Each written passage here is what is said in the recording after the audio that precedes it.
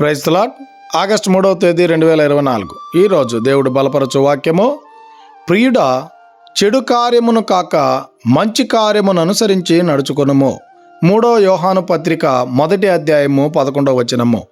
ప్రేమైనటువంటి దేవుని బిడలారా, ఈ ఉదయకాల సమయంలో ఆ యేసుక్రీస్తు ప్రభువుల వారు మనతో మాట్లాడుతున్నటువంటి మాట, ఆయనకు ఇష్టమైనటువంటి కార్యాలు చేయాలని దేవుడు ఆశపడుతూ ఉన్నాడు. ఆయనకి ఇష్టమైన కార్యములంటే మంచి పనులు మనం చేసేటువంటి వారంగా ఉండాలి. మనం ఉదయకాలం లేచి మనం అనేకమైనటువంటి కార్యాలు చేసేటువంటి వారంగా ఉంటాం.